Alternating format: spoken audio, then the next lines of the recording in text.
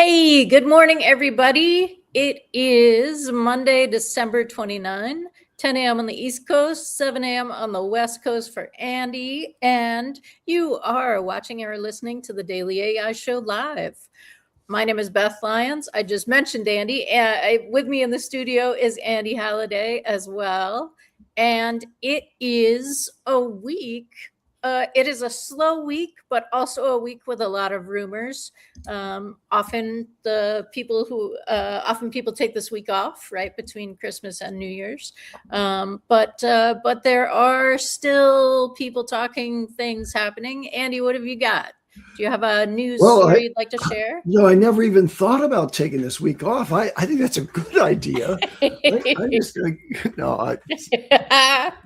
This is fun. Okay, so I'll start off the news with a new Chinese. It's not a new Chinese AI startup. It's an Alibaba-backed startup called Z.ai. Okay. So we've got X, and now we've got Z. And they just released the state-of-the-art open source model. Okay. So they beat DeepSeek, they beat everybody, Meta, everybody out there. And their new coding model, it's coding focused, as many of the models are that are open source. It's called GLM 4.7. I don't know why they launched their first one with 4.7, but that's probably an internal code naming convention. So this is their fourth, but the seventh version of the fourth model that they've been building behind the scenes, or maybe in China, they're known. But this one is coming out of the blue for me. And so here's the software engineering benchmark is the one that they've reached state of the art on.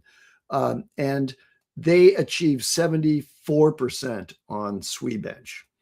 And that is the first Chinese lab to break 70%.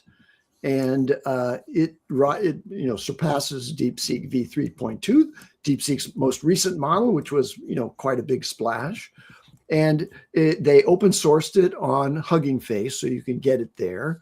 Nice. And you can use it with other coding agents like Claude Code, for example, and make that happen. But they also registered in China, passing the Hong Kong hearings necessary to do an initial public offering. So they're going to go public here with a raise of approximately 300 million. So this is just news that is important because the Chinese, even despite the hobbling of availability of the tools, the infrastructure, the chips that are needed to do advanced pre-training and fine-tuning of models, they are coming out on with record pace with open source models that rival the frontier models. And so just important to note that there's not just the players that we've heard of before, but there are other players in China that are doing an incredible job in the open source world. Absolutely. So I will add my rumory news. This comes from Strawberry Man, who we may all remember, who came out with it's called Strawberry Man because he came out with the knowledge, the prescient knowledge that Q and star, right? Those were two different technologies were being put together in an open AI model that was then codenamed Strawberry. He started to talk about it about a year before we actually got the actual model. So when he talks about stuff, he knows some inside things, but it's not necessarily related to timing. That said, there is something that he's very excited about. Big day for AI news today, huge. But the post that got people sort of going back and forth about things was he said, okay, I'm tired of holding back. Some of the labs are holding things back from you, meaning the public. And what's interesting about this is that we have we've talked about this, right? The acceleration curve is expletive vertical now. Nobody's talking about how we just compressed 200 years of scientific progress in 6 months. Actually, we are talking about strawberry. Thank you. But labs are hitting capability jumps that would have been sci-fi last quarter. We're beyond mere benchmarks and into territory where intelligence is creating entirely new forms of intelligence. So what they're talking about, I watched a demo yesterday that casually solved protein folding while simultaneously developing metamaterials that shouldn't be physically possible, right? So these are things that we've seen people talk about in theory. This seems to be either a desire for attention or a real experience that he has had. Those are, I don't know, put even money on both potentially. But basically what he's saying is we are at the place where we're in recursive intelligence territory. Not the models that are being released to the public, but the models that are private and in-house are now in a possibility of recursive intelligence, which is Prometheus and the story from Life 3.0. And so what he's referencing is it's no longer possible to predict some of the second order effects. So let me just comment on this, which is I want to commend to everybody out there. Required watching, if you haven't watched it already, is The Thinking Game. Yes. Which is the story of Google DeepMind being founded, and Demis Hassabis, who is the fellow who is a child prodigy. His whole story is wrapped into this thing because he is the brilliance that created the kernel of intelligence, human intelligence collected, that's creating the artificial intelligence at the cutting edge. And The Thinking Game will just give you a whole new perspective on the development of AI and the history thereof. So you have to go watch it. The Thinking Game. Take some time during this off week if you're not working. I think it's a little over an hour or so. It's an incredible documentary, beautifully produced. And anyway, you'll get an idea about just how advanced the artificial intelligence has become in the applications that Strawberry Man is really talking about, which is like AlphaFold, which was the thing that they struggled with for years, but ultimately cracked the case, if you will, and generated a thing that seemed like an unsolvable thing, which was folding proteins, a very complex mathematical problem, but they figured it out.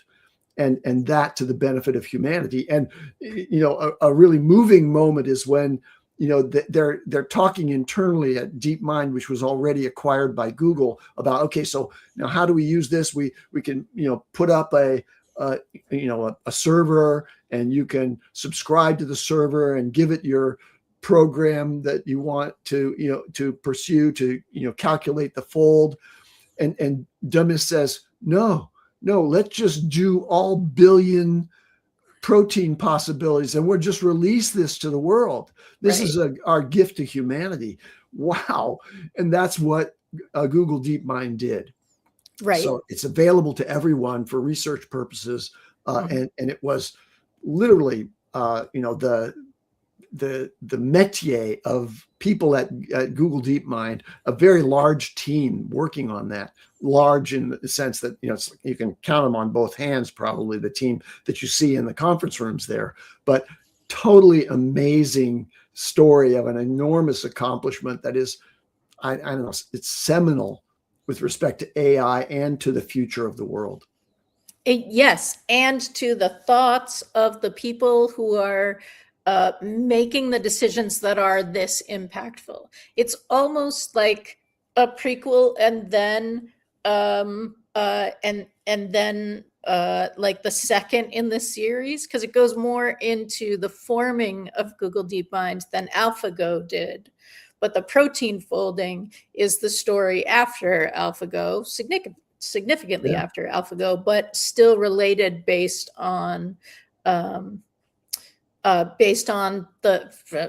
the characters are still the same. They're not characters. They're people in a documentary, but they're characters. Another interesting vocabulary that was created by Google DeepMind is this alpha series of models. Mm-hmm. And the ne plus ultra of that series is Alpha Zero. And he speaks about that at the very end of the thinking game, which is, okay, AlphaGo, worked in the context of a game and learned how to beat everyone in the game. Right. Then AlphaFold worked in the world of mathematical predictions of very complex protein folding calculations. And it beat that game.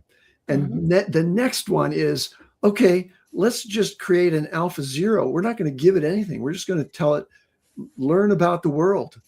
Right. and then figure that out and fix it. Do good. Fix everything. So Alpha Zero is the holy grail of AI in Jyunmi Hasabi's mind. That's what he's working toward at this point. Wow. And it's so interesting because we don't really hear Google, or even the people who leave Google to start their own labs, we don't really hear them talk about AGI or superintelligence as like a talking point.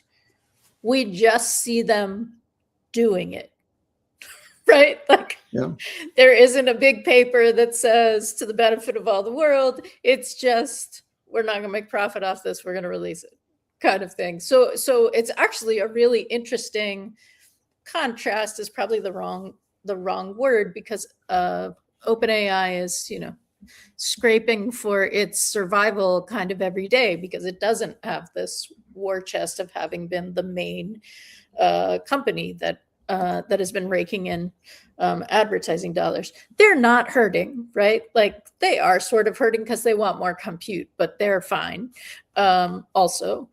But Google is actually, it's like Google is doing the thing, and OpenAI is also doing the thing, but talking much more about doing it. Yeah. Also. So, we're going to get incredible benefits, and I want to share with you one that is meaningful to me. And I'm going to share my screen now. Let me see. Yes, you can see it now. This is just released. So Meta has the SAM, segment anything model line, and they've just released SAM audio. Yeah. So it can separate out sounds, and you have a visual interface. So you can look at a video, for example, and you can click on the person in the video that you want to listen to, and it'll suppress the sounds of everything else that are sourced in that video. And this uses, advanced neural networks to do that. And the example that you see here, and the place that you can go play with this yourself, is ai.meta.com/Sam audio. So the sort of the showcase is, there's this guy on the street. He's got a little microphone. There's all kinds of noise, an ambulance, and then, it circles him, and you don't hear anything else. It's just his voice. Oh, wow. Okay. And then what's really cool is they give you some examples on that page of what you can do. And this is what I'm interested in. So I'm a bass player, poor bass player, but we do gigs, and I have to learn the songs. Well, sometimes the bass is behind the scenes to some degree, and you have to listen really carefully to hear what the bassist is doing if you want to replicate the actual line. Well, now I can just text prompt Sam audio and say, play the bass line only. Oh, wow. And it'll take out that instrument and present that. And now I'll say, okay, well, just amplify the bass line so that it's 3 times the sound level of all the other instruments, but keep the other instruments there so that I have a kind of a metronome that's going on in the background. So I've been thinking about this being possible, and now Meta's just released Sam Audio, and so I'm looking forward to trying it. That's amazing. I can also see it being used for choir parts, right? Like, because those are practice tracks, right? Somebody like records themselves just singing that line. But maybe you don't have to wait for the practice tracks. Maybe you can just say, okay, I'd like to give me the alto. That's amazing. So that was part of Strawberry Man's over the weekend discussions. He said that 3 different labs had shared a similar thought, that they are seeing emergent capabilities that have not been part of the training data, that have not been something that that the model was going for, right? They have some ideas about where they'd like to go, and these are just popping up emergent capabilities. So today, also, Strawberry Man says we're going to get big news, but the big news is not going to be a new model, and it's not going to be a single lab. So keep your eyes and ears open, I guess. Kyle Shannon over at the AI Learning Lab and the AI Salon, a friend of the show, guessed a joint charter agreement about the state of AGI from major labs. Maybe that's what's coming. We'll see if Kyle's correct. All right. Andy, what else you got? All right. Well, there's an AI evaluation firm called Meter, METR. And it does evaluations and analysis of models. And they just released a new analysis of Claude Opus 4.5, Anthropic's frontier state-of-the-art model, finding it is capable of managing tasks that require 5 hours of work, the longest duration of any model to date. So one of the skills of a model has to be retention of context and continuity of its efforts so that it doesn't kind of spin off into some weird direction in the course of a multi-step reasoning approach. And this is really essential to coding, for example. You can't, suddenly go off on a tangent. And so Opus 4.5, the top model in the Anthropic line, is surpassing all the other models at this point in its ability to maintain context and continuity to that degree. That's amazing. Thank you. This next story, I really wish Karl were here, because there's a story coming out of China that is talking about the robot rental market in China, because of course China has way more robots as sort of everyday things. China's robot rental market is exploding from 140 million to 1.4 billion in 1 year. Use cases are mostly events, weddings, trade shows, and concerts. But the amount of money that you can rent for are somewhere between 138 a day for robot dog kind of thing. I don't know if it's a tiny robot dog is 138 and the larger puppy is only I'm like, I almost said larger life-size robot dog. There isn't really a life-size dog. Like, A, dogs are not one size. B, a robot dog isn't really a dog, but okay. But like 1380 for and I assume this is USD. Hey, I'll rent you my own dog for $25. I need a day off from the barking. See, now really what we need is the robot goat, right? Just go clear that whole brush situation. But like 1380 a day for a humanoid robot. Can it talk? Like, is it extra for if it can talk? It may be extra if it can talk. Think it's extra, yeah, because currently it's speaking not all Chinese. the humanoid robots can talk, right? That's yeah. no. But yeah. But maybe in China sometimes they have a screen that can give an expression. It may be that it's like Yeah. talks in words going across its face and not actually out loud. So this is important to note, which is that one of the ways that we'll get to affordability for humanoid robots is going to be via rental. Yeah, Right. so you're not going to need a robot all the time. For example, Karl only needs his recycling taken out once a week. Well, so he'll just rent a robot to do that. The delivery is extra, though. I get your neighbors together, right? But it could be. No, yeah, there you go. You could do a little, gathering of your local, co-op, and an autonomous vehicle will deliver the robot and it'll clean up the area. There we go. I can see that happening. At the homeowners association can pay for the rental of the robots to clean up the area.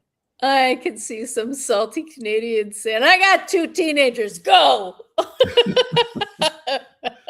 Now, there will be much more messiness happening because there will be a lot of unemployed people, Yes.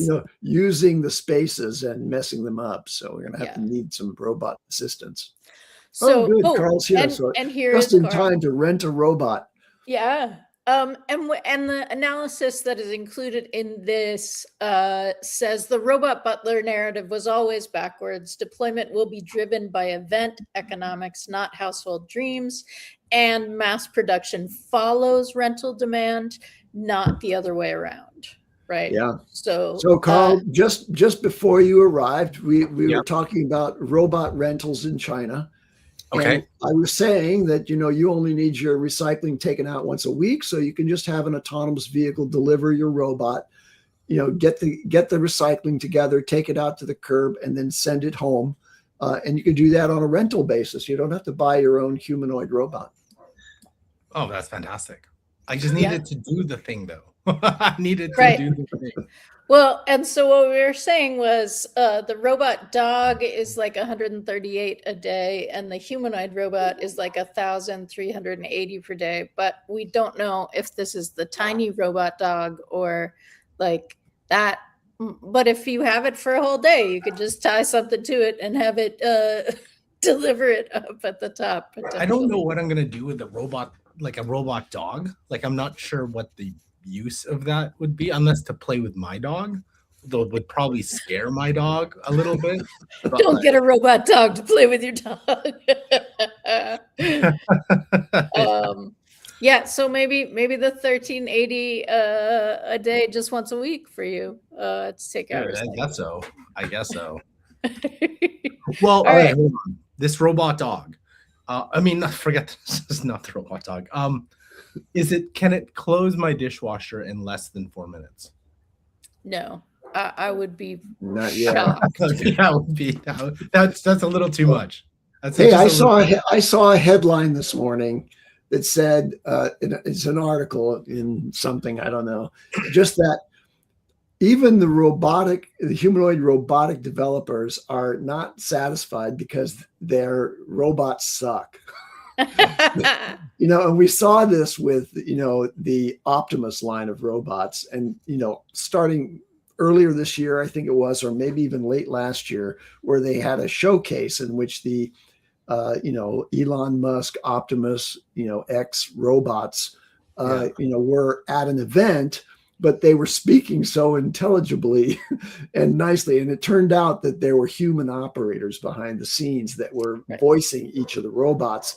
And so there's limitations on their capabilities. And Karl, you're pointing one of those out, which is sometimes the process of learning about a skill is not at the level of, say, a Boston Dynamics robot, which can do parkour and race around the room. They're not moving that fast. They're kind of slow and dull, and it takes them a long time to learn even simple tasks. So, having one of those big monsters in your house right now is ill-advised, just because they're very, very sketchy in terms of their skills. Right.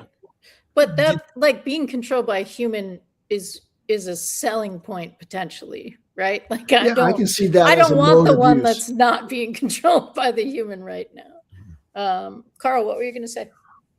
Have we all seen the Russian robot? No. Okay. So I have to play this Russian robot. While you're teeing that up, I'm just going to hit another quick news story here. But I definitely want to see the Russian robots. Get that rolling here. Okay. So this is really short.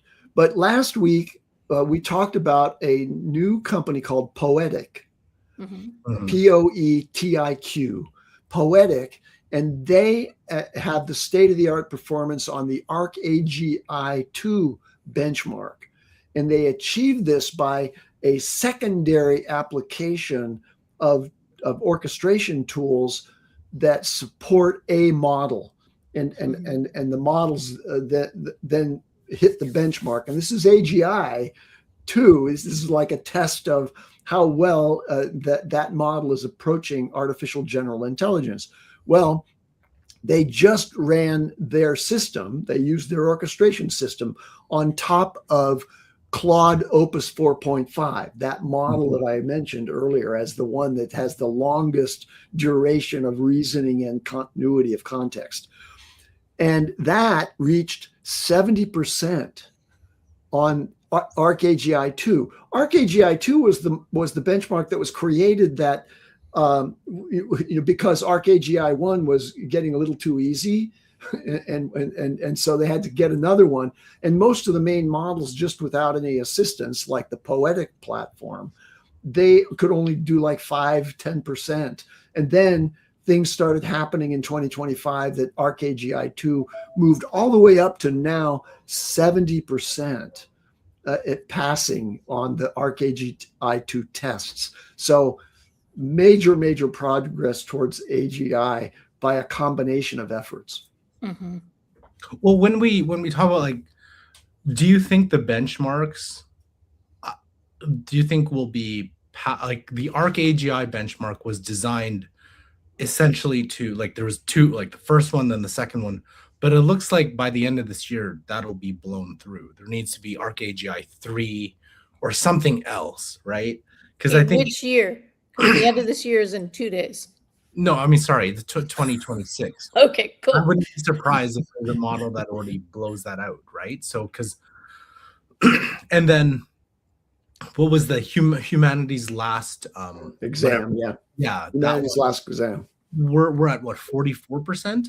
Is that like pressing the 50% that gonna hit? Maybe I haven't tracked that recently. That one. Are we definitely going to get humanities last exam 2.0? Yes, 2.0 has to be harder than it's not the last. So you've got to be like, yes, it's like the final version for final. So yeah, I don't know. So in our chat, Greg says that the robot rental is expensive. It comes out to $54 an hour. So maybe that's a high end. Karl, do you need me to put the video on the stage? Please put this is how I see robots right now. I find this hilarious. Oh wait, did I put the sound on? Yep. Okay. We could hear it.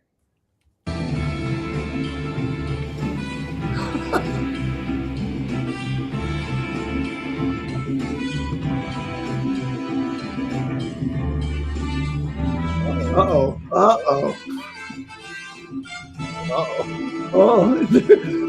Oh, he's down. All right. Let's help him. Oh no, they put a black screen up. Okay, so we got to be, so when we're like, hey, we're early, I think like that's so for those of you who are listening and didn't get a chance to see the video, it's just funny. They're on stage, they're playing the Rocky, like winning sounds, and the robot stumbles out and then collapses to the floor, and the human handlers stretch a black screen across, like just a fabric screen, and hold it up to hide the robot. You just had it lying in the wings just in case, or maybe something got unveiled on stage Now, in before. fairness, Karl, is this the very best that Russia has to offer, or is this just a video of Well, no, it was presented like on there's like other videos of it, and it is Yep. it actually like is one of their robots that they created. Like I guess it's the first ones that like it reminds me of I don't know if you remember I think Iron Man 2, where they're trying to copy the Iron Man robot, and all these like countries are showing off their robots, and the robots are all like either blow themselves up or they fail. That's how I look at this, where it's like this thing was terrible, and then they had to have a black screen over it. But I was like, didn't you test this? And then the person bringing out the black screen, if you watch the entire video, it was curled up so they couldn't they couldn't get it out.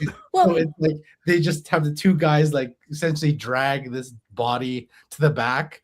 It's right. Like, put it out of its misery. I mean, it's walking out like your drunk uncle, right? Yes, exactly. I mean, it's sort of leaning forward and a little thing, Yeah. and then it just tips over. Well, anyway, the point is there's much better robots out there, including Unitree robots that, recently we mentioned, appeared in a concert matching the human and exceeding the human dancers, in ensemble with the human dancers, and really impressive programming. There was an article, I believe, in the Shift newsletter that talked about the advance happening that humanoid robots, that a hand model had been created that was as dexterous as a human hand, but could move incredibly fast. And so one of the things that it was showing it, and I don't know why you would set your factory up this way, but let's just go with it, where you're like putting on a nut on a screw, and then you have to like do the turn it so that it tightens on the screw. Had those kinds of things where it was able to just like get it where it should be, screw it a little bit, and then boom, it's going so fast that it's just a blur in the video. So that's important, but probably not for that specific use case, right? I mean, You're not spending $13.80 to have a robot I think you have to put nuts on screws. Sorry. Well, I think it's your expectation, right? So if you have an expectation that this thing's going to do something better, faster, quicker, more efficiently than a human, I think you're better off hiring a human, because I feel right now this is more like a novelty. It's like, hey, look, I have a robot, which I remember the time when like, oh, people have an iPhone. Oh, we have an iPhone. It's like, but now it's like, I have a robot. It's like, yeah, what can your robot do? Oh, it can walk around. Who cares? It can kind of do this. How long does it take? An hour? Who cares? It's like, so like you spent this money on this robot, but I guess that's more the practical sense for people who are like, I'm going to throw a dinner party and then I have this robot kind of walk. Well, I guess it's like the novel. I guess so. I haven't seen this picture, and I'm not sure I'd believe it if I did, but do you remember when the Apple visor came out, right? And so you saw this guy in New York walking his robot dog wearing his Apple visor, right? The next thing will be that the robot companion will be holding all the bags, right? Yes. And doing all of the things. But again, that just seems like like an aesthetic rather than an innovation in getting something done. Yeah, and I feel like there will be a version 1 that's actually going to be somewhat good. Version 2 is going to be better. Version 2.5, I don't know, whatever. And then like it usually like that, right? Third version is going to be like, that's where everybody has adopted it and whatnot. So, because I remember, there was like the iPad 2, and then it was like everybody adopted it. So I'm not saying that the robot is going to be an iPad, but it's going to be, like it has to work well Like Mhm. I'm thinking about, okay, the Roomba. How was that adopted? How long did that take to get adopted by Right. everybody? Yeah. Right. So, Andy, do you have another news story? I do. I want to tell you about an interesting company, which is it's exa.ai, EXA.ai. And they have developed, they're backed by Benchmark and NVIDIA and others, but it's a well-funded startup. And they are an applied AI lab, which is pursuing the long-term goal of perfect web search and giving users fine-grained control over all the world's data.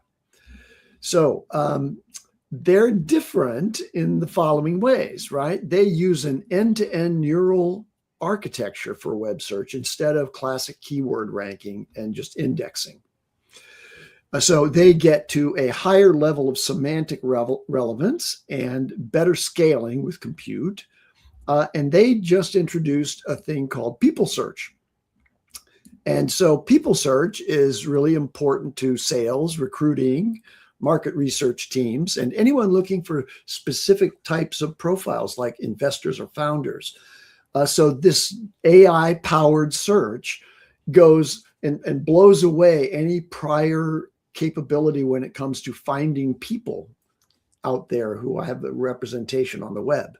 So anyway, I thought it was very interesting. They indexed 1 billion people, which is not everybody in the world, but not everybody in the world has a sort of digital presence. So of course you have to have a digital presence to show up in this sort of thing. And they have an ingestion pipeline, just like in classic search, Google and other players out there have a web crawler, a spider that goes out there and hoovers up everything that's available. And then that spider puts those in a database, and then you have an index on top of that database. You put in terms, you get back the results that are from that collection. Well, they have an ingestion pipeline for people that's built for 50 million updates per week, meaning, okay, of the 1 billion people, like, many of them, like my profile on LinkedIn doesn't change. I'm not changing jobs or anything anymore. So there's no update required for me. But for those people who do make changes, 50 million updates a week is at the state right now for exa.ai. They have a line of research assistants, but this one is focused on people. So anyway, a very interesting company. Yeah. My thing immediately goes to, oh yeah, sales and stalkers. Like I'm hoping it's very expensive. Let's not bring that pricing down. Yeah. My guess is that most of their results are not. This is not like those scammy things that you found on the web, which would say find your ex or that kind of thing. This is more. It's focused, I'm sure, that 1 billion people is global sort of professionals to start with. Awesome. Eventually, this kind of search, neural network-based search technology could extend to other things that are on there, like the DMV records and so on. But I doubt that that's part of exa.ai at this point. In order to monetize that capability, they're going to be focused on recruiting. And, let's say you're founding a company and you want to locate people who have specific expertise in your area. And, the only thing you can turn to at the moment is LinkedIn. Well, now exa.ai is offering a different model than LinkedIn, where everybody has to basically put up their own profile in order to be appearing in that. But I'm sure it ingests LinkedIn as part of the thing. And the question there is, like, is there something proprietary about LinkedIn data? I don't think so. I think it's the data is owned by the people who publish it on LinkedIn. I think Microsoft thinks that there's you should be. I don't know. That's an interesting question about whether exa.ai can hoover up all the LinkedIn profiles. I think it's a violation of Microsoft's terms because Microsoft wants to sell you the Hoover, right? Yeah, I know. But I mean, who knows? Well, Maybe who these knows? Yeah, people that's an have interesting that point. deal. So with let's my task one of our audience members to go find out whether there's an intellectual property block on Exit.ai. And Jennifer in the chat is doing the opposite version of me. Like, could this be used to find single men? So, good question. Yeah, right, glass half full, glass half empty. Absolutely. Here we go. Well, it could obviously the technology should be applied to the to the Bumbles and what's the name of that other one that's like a hookup site? I forget. What is it? Tinder? Was it? Tinder? Tinder. Thank you. Yeah. Tinder. Yeah. Tinder and Really Bumble. wild that I know that term. Sorry. We are not their demographic here. So wait a minute though. I've always had an issue with like the dating sites don't make sense from a pure monetary perspective, because there was somebody who was I was watching this. It was like a VC saying we would stay away from all dating site or dating type apps just because the business model doesn't make any sense. Because for your dating app to be successful, if it's successful, people will leave. So you need them to stay on the site to make money. So how are you going to keep people on the site when successfully the success of that site means they go off the site? So it doesn't make any sense, right? And then he was talking about there people are trying to find ways to go after. So it's like, once you are in a relationship, they have like advice and all that stuff, but no one's going to pay for that. I think like the general sentiment is people want to leave the site after. And I'm still not sure how AI can help, because you still have a fundamental business problem where it's like you have to keep people on the site. That hasn't become too much of an obstruction to the success of those sites. Well, no, but like, aren't their stocks all going down? Like, isn't there like I don't know, they losing money because of that? And so that's because I get the idea that if they do a good job, then you leave their service. Yeah, right? You don't make because you want. Yeah, it's a short-term thing, right? What you're hoping is that you do such a better job than the others that they tell friends and everybody piles onto yours. You make enough money doing that, right? Because the population is I guess, yeah. Population is renewable. Yes. Yes. All right. So I thought of you for this headline from the Superman Zain Khan headline, and then I remembered you're in Canada, so it doesn't matter. But the no foreign drone rule for America is coming into play. So drones in America will only be available if they were manufactured in America. And the headline is no new DJI drones for America. And I remember Karl doing I have no idea whether it was live on the show or you just talked to us behind the scenes, but that was a DJI was a drone brand that you it's one of the, for those who don't do any type of drone work or they don't have a hobby with drones, DJI would be the number one used drone in like photography, videography work. I still have my Mavic Air 2. I have a DJI FPV drone. So, and I think I know one of our clients, they have a brand called Raptor drone, and they're called Raptor, but they sell a lot of DJI. There's a couple other ones, but they sell like farm, like these really massive drones to do videography and then help with farm crop. I can't remember. And spraying that. Spray. Yes. There's a bunch of ag startups. Yeah. But they can't sell the DJI product, which is, if not one of their best sellers, because the markup on it is outrageous. So Mm. they just, it's unfortunate because like the drones are really, really good. And this has nothing to do with AI, but like, everybody remembers the GoPro, right? Like that was the GoPro. So obviously now it's like Insta 360 is like the king of that market now. So it's interesting what happened to GoPro, but I thought DJI would have they do have a better world brand. So I don't think eventually, I think how long they can sustain outside the United States, I think they'll still be okay until, whenever the tariffs are, whatever the negotiation is. But Right. I'm thinking, eventually. But So can you buy a DJI drone, or is it in Canada we can. That's no problems for us at regular price. But I have no clue. All I know is in the States, that client of ours, I remember he was like, "Yeah, this is gonna hurt because we can't." Yeah. And the headline said no more.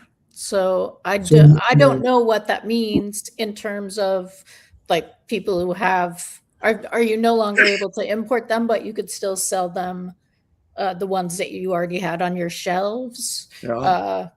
But it is don't- part of of President Trump's All America, Made in America for drone program. It was just All right. what he said, 4 drones. Is that what like? Yeah, it is drone specific. So That doesn't here's mean that it doesn't exist for other things. Here's It's the just AI this is- overview for that.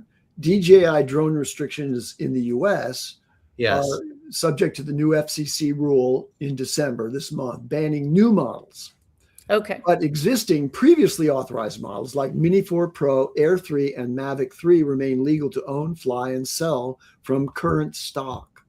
Yeah, because like the Mini Well, that 4 makes is sense. one of the best drones, like because it's under the there's a weight limit, I think, for being able to fly in certain airspaces, and that one is below the weight limit, and it's really, really like it's 4K, like I think 20, 30, 40 minutes. Like it's been every year, it's like the battery life has been fantastic and like the clarity and stuff, but yeah, it's gonna be weird because I don't know any other brand that really competes with that in in Canada or the United States. So Right. I bought several drones for my 2-year-old grandson, Yeah. and you can for $25 get a little quadcopter drone that's got enclosed propellers and a regular remote control. It doesn't have a camera or anything like that, but it's really a very proficient flying drone that compares favorably, just in terms of flying in close proximity to you, to a DJI drone that is also here on the property that you can fly, but has the camera and all that other stuff. It's an amazing little toy, and so if you haven't ever had a drone before, I highly recommend you get, for $25, you get one of these things off of Amazon. It's brightly colored, and It's baby's first drone. It's baby's so first good. drone. He's lost a few into the trees. That's why I've had to buy a couple, but they eventually, during a storm, they come back out of the tree. So So that's a renewable resource too.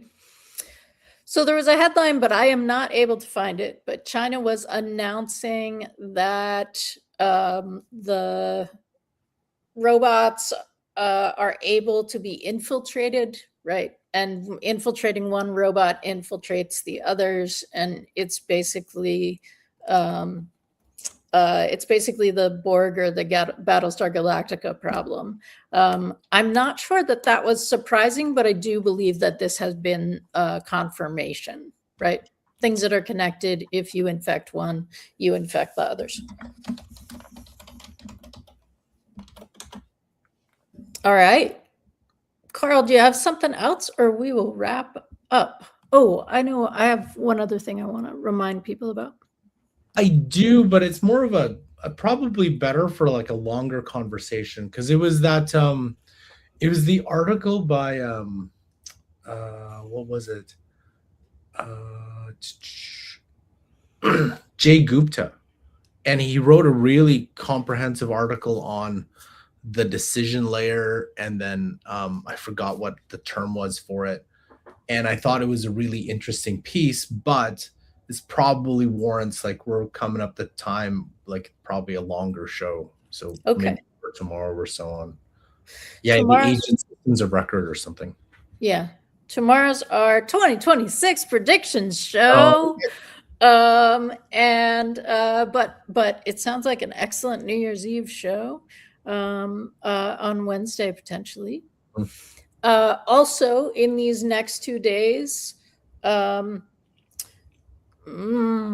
did they say? They said Claude Code and Codex. So Anthropic's Coder and OpenAI's Coder was you had double the rate limit that you would normally have through the end of this year. End of this year is now Thursday. So you have 3 more days to go nuts coding. Don't forget that. It's a great opportunity to get in and play.